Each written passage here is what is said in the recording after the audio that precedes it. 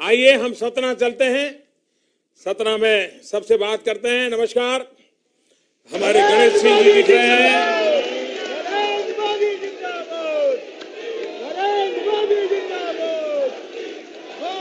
गणेश जी, आपको और आपकी टीम को बहुत बहुत धन्यवाद।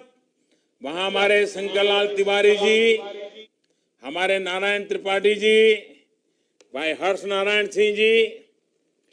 देखिए, 2014 में लोकसभा के चुनाव के दौरान मुझे सतना आने का अवसर मिला था और मैंने वहां एक विशाल जनसभा को संबोधित किया था और मैंने सुना यहां की लाखों महिलाओं को प्रधानमंत्री उज्ज्वला योजना के तहत गैस कनेक्शन प्राप्त हुआ है और दिव्यांग जनों को मोटराइज ट्राइसिकल भी मिल गया है।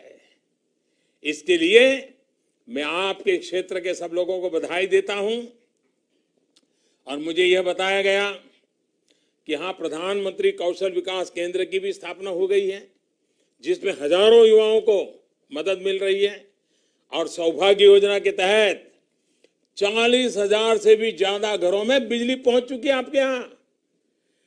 2.5 लाख से अधिक लोगों को बीमा मिला है।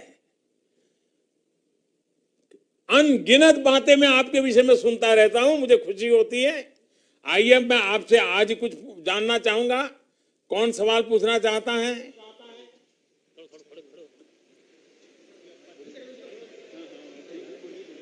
माननीय प्रधानमंत्री जी को मेरा प्रणाम। नमस्ते। मेरा नाम मोनिका दाहिया है और मैं ग्राम पंचायत हरदासपुर से सरपंच हूँ। मैहर नादन मंडल महिला मोर्चा से महामंत्री भी हूँ और मैं अपने सांसद जी के माध्यम से जिला सतना की ओर से आपको सबको बधाई देती हूँ कि मुझे आप लोगों के बीच में यहाँ बात करने का मौका मिला है और पूरे सतना जिला को मिला है मौका इस बात करने का। प्रधानमंत्री जी, मेरा प्रश्न ये है कि आपके अथक प्रयासों से देश की गरीबी की जनसंख्या बहुत तेजी से घटती जा रही है, जिसकी वजह से लोगों में बहुत जीवन स्तर बहुत तेजी से सुधर रहा है।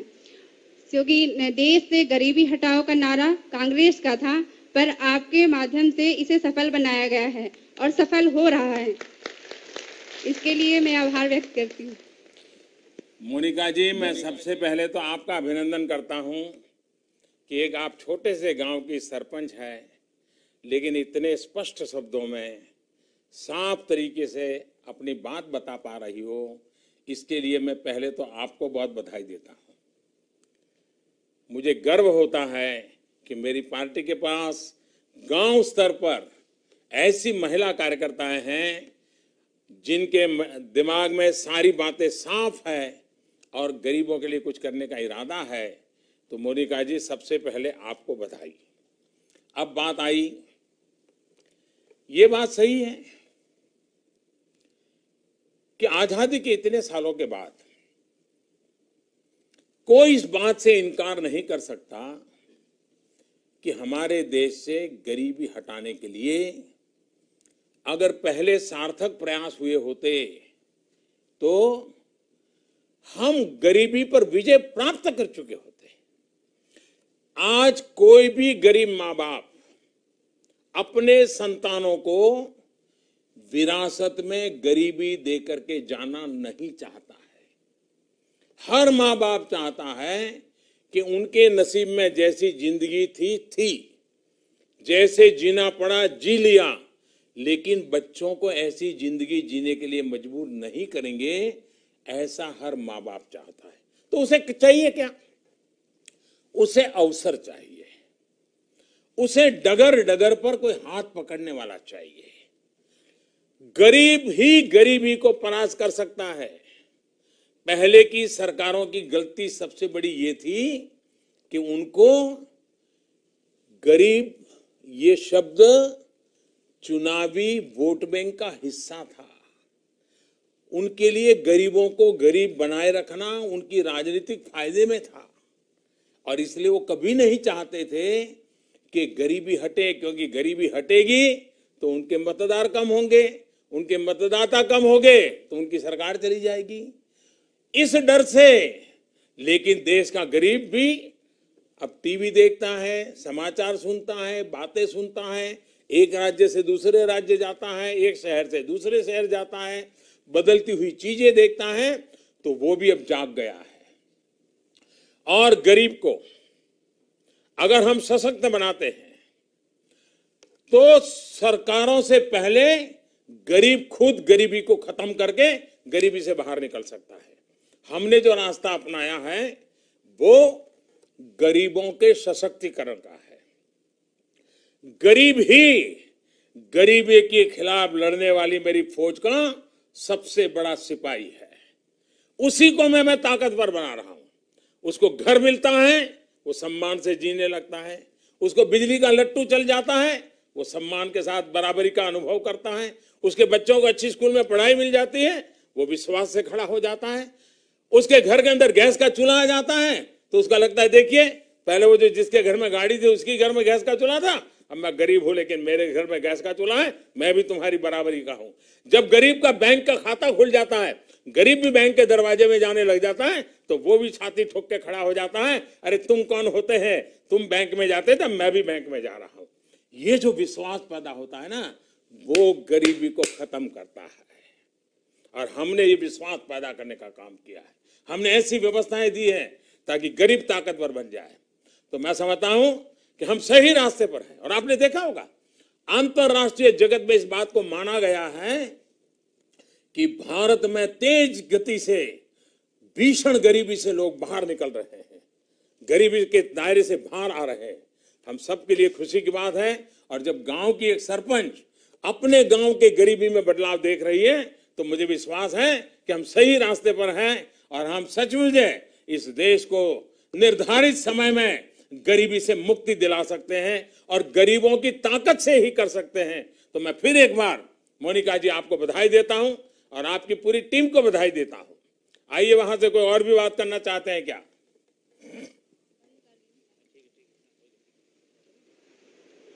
माननीय प्रधानमंत्री महोदय, प्रणाम। नमस्ते। मैं गोबराव खुर्द पोलिंग बूथ से अमोल सिंह बोल रहा हूं। सतना में मेडिकल कॉलेज की सौगात मिलने पर आपको बधाई।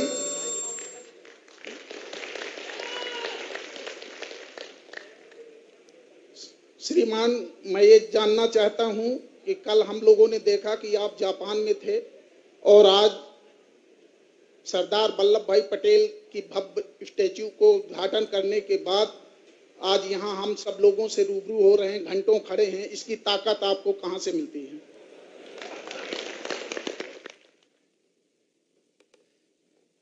अमोल जी बैठिए, बैठिए अमोल जी, आप मत थक जाइए। ये आपकी बात सही है। मैं कल सुबह करीब 3:30 बजे रात में जापान से आया था और उसके बाद इटली के प्रधानमंत्री यहाँ आए थे, तो दिन भर इटली के साथ हमारी मीटिंग चल रही थी। और शाम को अमेरिका से एक डेलीगेशन आया था, तो उनके साथ भी विस्तार से बातचीत करनी थी। और फिर मुझे आज सुबह सरदार वल्लभ भाई की जन्म जयंती निमित्त गुजरात जाना था, तो मैं कल देर रात गुजरात पहुंच गया था। और आज सुबह गुजरात के पूर्वी इलाके में,